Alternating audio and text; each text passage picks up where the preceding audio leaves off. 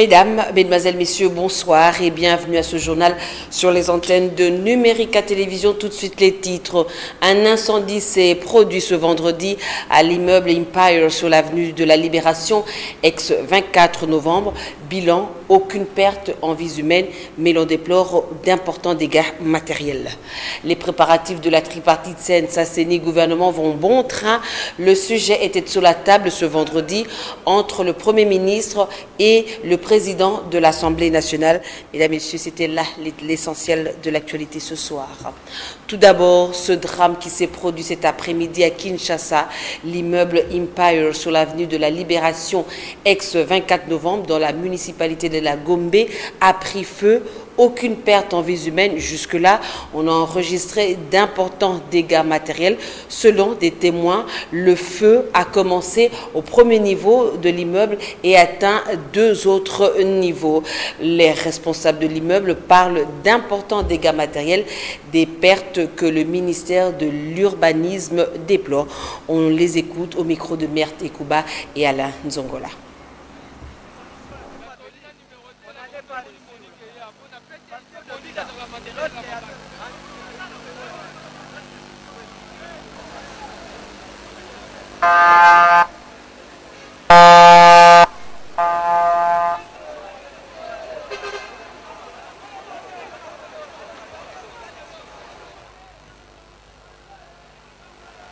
Ngana parmi ba clients ba qui na tongo à liboso pour la ozo ba fauteuil.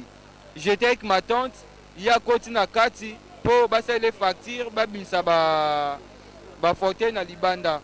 Et le temps na ozela na libanda ye ba garde ba zaki liboso ane si bon ah mon vieux non mon la milinga ebima na fenêtre wana ye bisinga bité milinga yo moni ebima et un milinga ya o uti na kati ndako wana te po ba ingénieur batongi ndako ba ingénieur bazo baté pour coup circuit sel malakati donc ezali ba milinga mo total na mupanzi au mona câble ya signal eleka wana et mon peu surcharge et chauffe quand bisa ba milinga ngabité non moi pe milinga ebima nde pena na kati ya fenêtre bon moto e bandina ba 12h moins ba 11h40 quelques bouts au mona ba 11h40 nga pandi na tem na mupanzi ba kosi ah sécurité za makasi na kati kuna so ba bi mutu moko fimaka boki cigarette c'est que bango ba patron na bango en toute vitesse que je viens de quitter mon cabinet parce qu'on m'a informé qu'il y avait une catastrophe ici et j'ai constaté que c'est une réelle catastrophe parce que ça c'était parmi les bijoux de la capitale qui viennent prendre le feu. Nous sommes venus personnellement constater et compatir avec les responsables du bâtiment. On n'a encore rien, on n'a encore aucune information encore. Hein. On constate comme vous. Non, 20 millions non, mais en tout cas plus de 10 millions.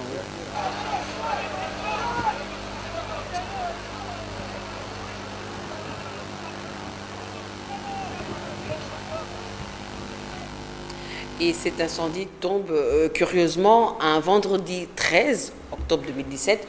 Ce jour a pour particularité d'être associé à une superstition présente dans certaines cultures qui en fait un jour de malheur pour certains et un jour de chance pour d'autres. En politique, le Palais du Peuple va abriter du 17 au 20 octobre les travaux de la tripartite CNSA-CENI et gouvernement. Il sera au cours de ces assises de faire l'évaluation de l'application de l'accord de la Saint-Sylvestre. Le Premier ministre a échangé sur cette tripartite avec le président de l'Assemblée nationale. Les détails avec Jefté Tsoleni et Eric Alambay. Accompagné du ministre délégué près du Premier ministre au cours de cette rencontre, le Premier ministre Bruno Tshibala et Aubin Minakou ont évoqué la deuxième réunion entre le CNSA, la CENI et le gouvernement qui aura lieu du 17 au 20 octobre prochain. Site choisi pour ces assises, le Palais du Peuple. Après la première évaluation qui a eu lieu à Kanana récemment, hier, le Premier ministre du gouvernement a visité les salles de réunion au niveau du ministère des Affaires étrangères. Aujourd'hui, il vient de faire le tour des salles au niveau du Palais du Peuple pour voir quel endroit précis cette rencontre va avoir lieu. eh bien, on a pris la décision d'organiser ensemble avec d'autres composantes la deuxième rencontre ici, au Palais du Peuple, dans la salle de conférence internationale. Et ceci demain à partir de 11h. Politique toujours, le président du Rassemblement accuse le président de la CENI de rouler pour le camp au pouvoir et cela bloque l'alternance politique voulue par le peuple. Félix Tshisekedi qualifie les propos de Corneille Nangaa de comédie. Il propose à la Senko de reprendre sa mission de bon fils afin de désigner, selon lui, le candidat consensuel de la société civile pour diriger la courte transition qu'il soutient. Reportage.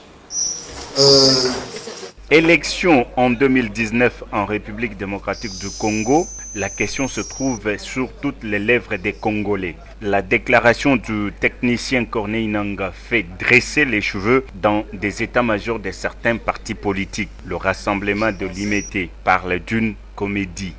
On sait qu'il n'y aura plus d'élection cette année. Le 30 septembre est passé, on n'a pas convoqué les électeurs.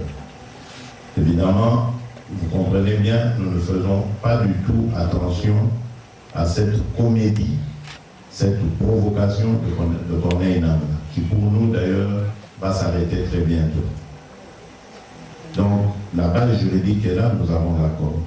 Félix Tshisekedi, président de la plateforme, invite la Senko à reprendre sa mission des bons offices.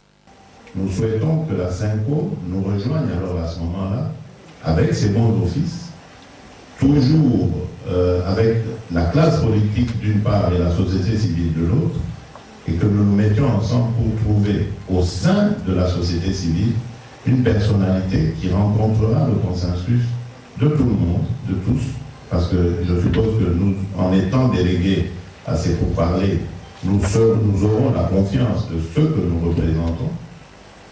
Et donc,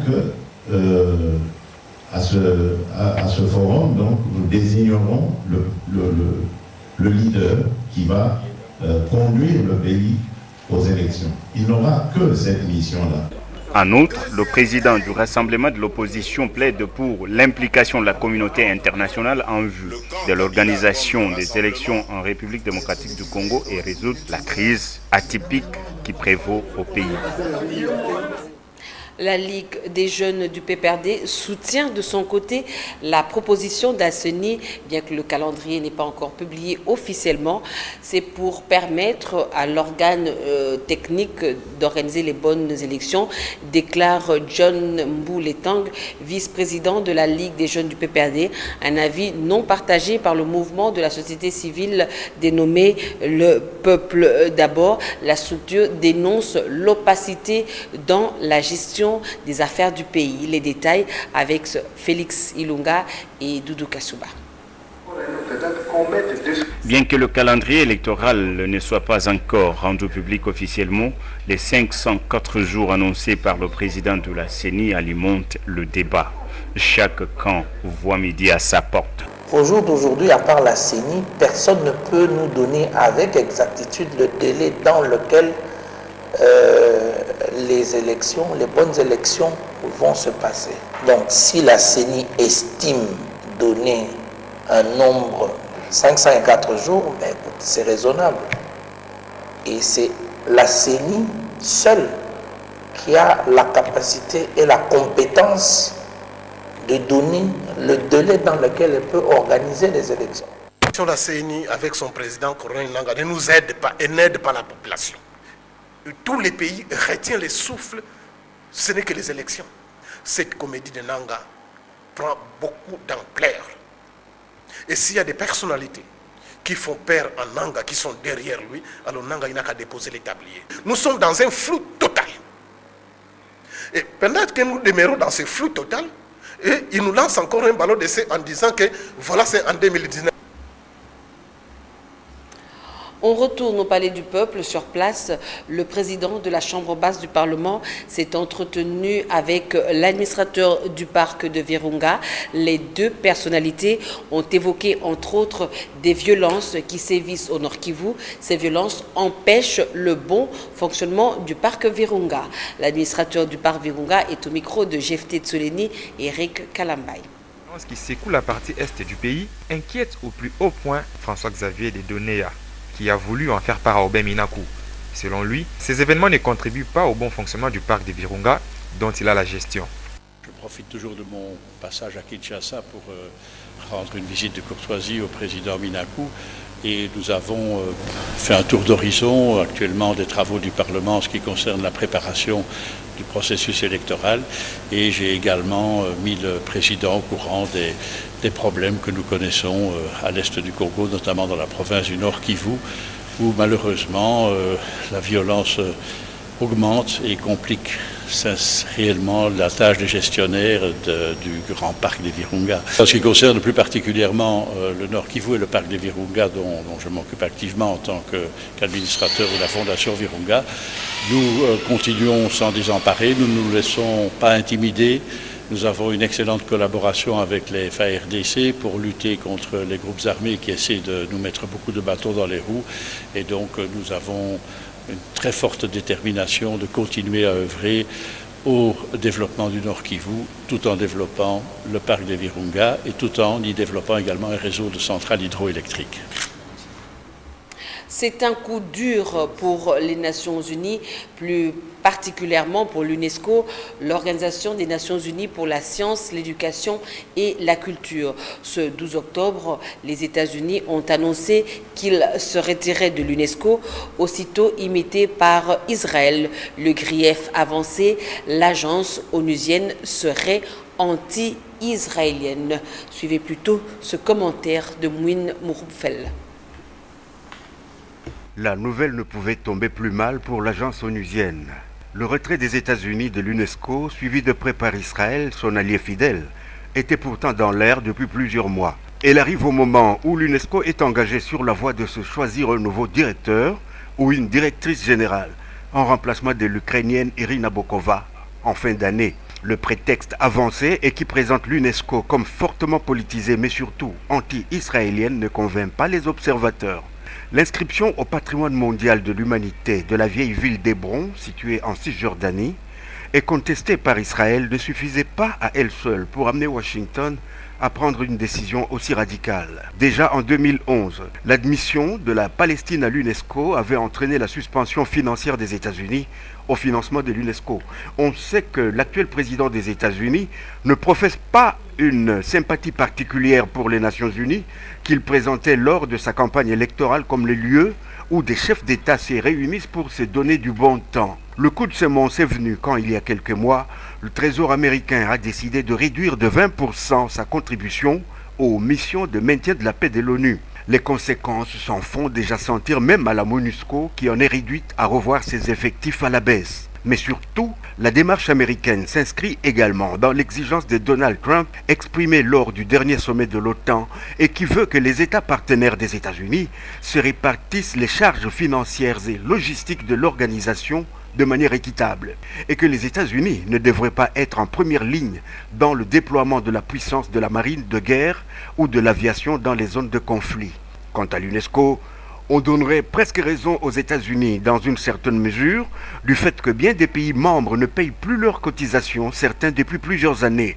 Une chose est sûre, l'inquiétude s'est installée dans les couloirs du Palais de Verre, tant l'imprévisibilité du successeur de Barack Obama ne laisse pas présager quelle agence onusienne fera demain les frais des humeurs du président milliardaire. La question reste, à qui le prochain tour?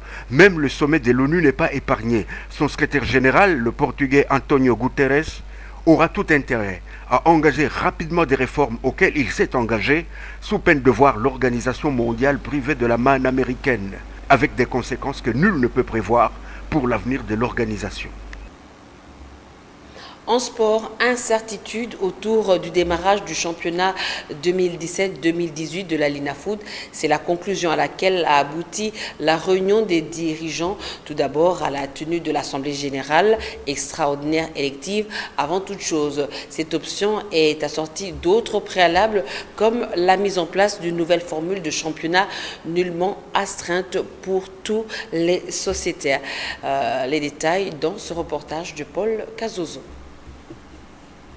Beaucoup d'impasses autour du championnat 2017-2018 de la Ligue nationale de football annoncé pour le vendredi 20 octobre 2017.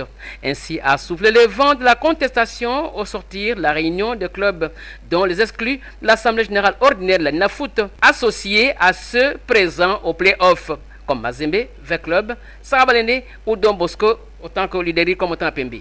Réunion tenue le mercredi 11 octobre 2017 au salon présidentiel du Stade de Martyrs et assortie d'une déclaration en 7 principaux points de 21 clubs présents sur les 28.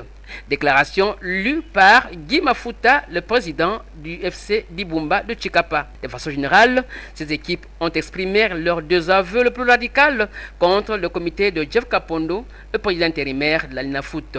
Ces 21 clubs militent pour la mise en place d'une nouvelle équipe dirigeante pour la gestion du prochain championnat dans une formule bien différente du précédent, surtout caractérisée par le chômage élastique des 20 clubs après seulement 3 mois d'activité et de présence à la phase des zones de cette compétition. Ces clubs se veulent partie prenante surtout aux négociations sur la même table que la FICOFA et les sponsors, les 2 acteurs exclusifs dans le débat pour des clauses difficilement maîtrisables. En vue de la bonne organisation de ce championnat, ces groupes de 21 clubs sont favorables à l'harmonisation du calendrier du prochain championnat en conformité avec toutes les dates FIFA, autant avec l'agenda de la CAF aux 2 compétitions interclubs auxquels sont engagés 4 clubs de la RDC, à savoir Mazembe et V-Club à la Ligue des Champions, Dering et Maniema Union à la Coupe de la CAF. Les dossiers liés aux amendes exorbitantes infligées aux sociétaires a été aussi mis sur la table pour un débat à ce sujet. Bref, de tous les points soulevés dans cette déclaration, le point de départ est et reste l'Assemblée générale extraordinaire élective de la Linafoot, soit l'élection poste par poste de différents membres du prochain et nouveau comité de la Linafoot. On y voit en filigrane une antinomie de vue avec celle d'un comité provisoire encore en laboratoire à la FECOFA. Qui dit mieux à vous d'y répondre à défaut de vous y abstenir. C'est cette information qui met fin à cette édition d'information. Merci aux internautes depuis Bruxelles et Paris qui continuent à visiter notre page Facebook Numérica TV officielle. Merci de votre particulière attention accordée à ce journal. Je vous retrouve vendredi prochain pour le journal. Mais prenez rendez-vous déjà demain 19h avec Amen Dimwani et sa team pour le JT Sabah. Entre-temps, bonne suite de programmes sur Numérica Télévision. Au revoir et à très bientôt.